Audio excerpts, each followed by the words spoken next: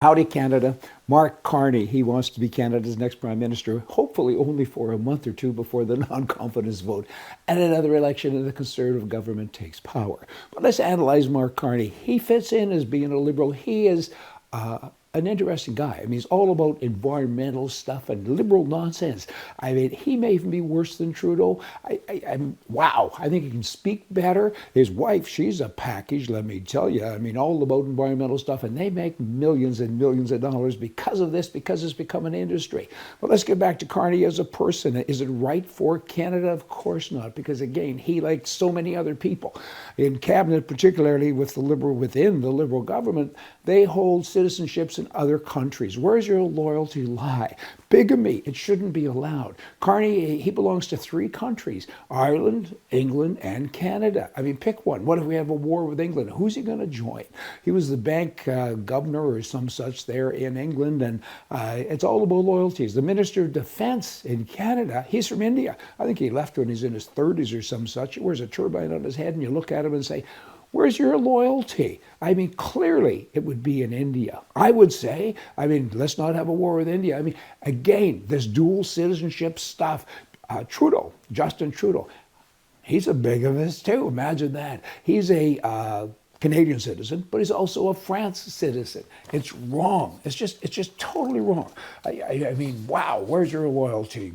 Bloody thing.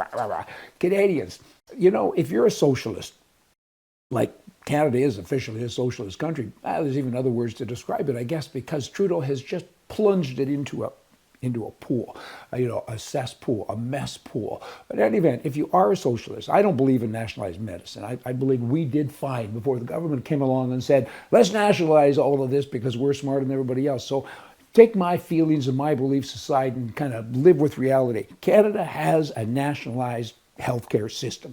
So for heaven's sakes, do it right. If you're a good socialist, shouldn't that be your priority to look after your citizenry? There should be an MRI machine in every 7-Eleven store.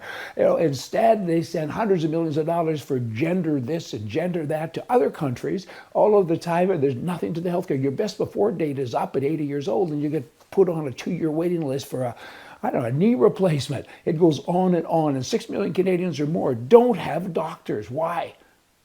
There's not enough to go around because they've left the country. They want to go elsewhere. They go to Australia, they go to America, because the socialized system, it's not effective. It doesn't work. Have you been to an emergency ward in a hospital recently? Go have a look. It's plug full of people who don't speak English. They're all different colors. They're from different countries.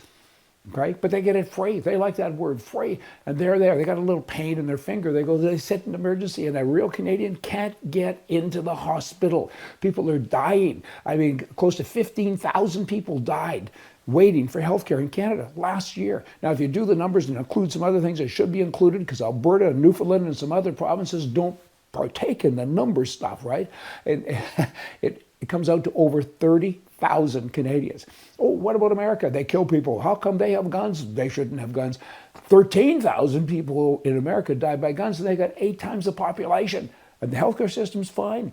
More doctors kill people than guns do in Canada. I mean, it's incredible. And the government, they kill almost 30,000 because of poor healthcare.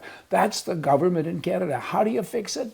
Oh boy, there's lots of different ways. I mean, wow, we can go on and on. But I touched on guns. Let me get back to guns. Canada says we're going to go pick up all these guns. They got a long list, thousands of guns.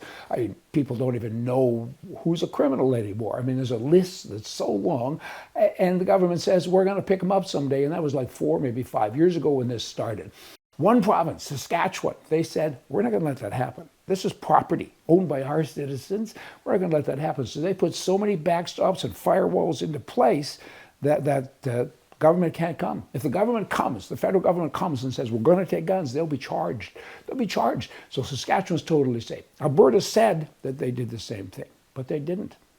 They didn't. They did most of it, but they didn't do it properly. I get a kick out of the premier. She says, it's our property, and she goes on and on. But then at the end, she says, we won't help pick up the guns. Well, what very few people know is they're picking up guns now.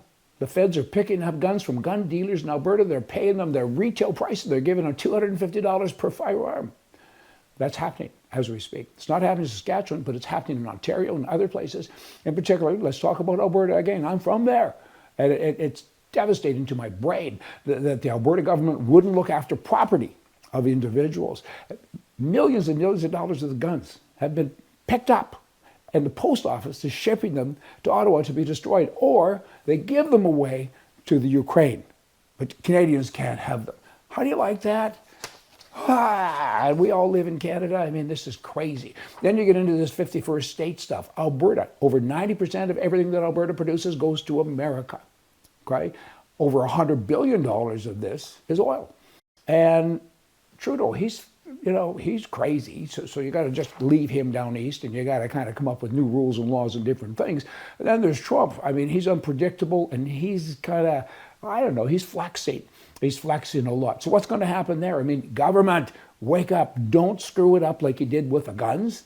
You're talking about other things here. You're talking about livelihoods of the people who live in Alberta. For heaven's sakes, do it right. Because politically, right is right and left is wrong. Hey, that's your Canada fix for the day. Y'all come back. See ya.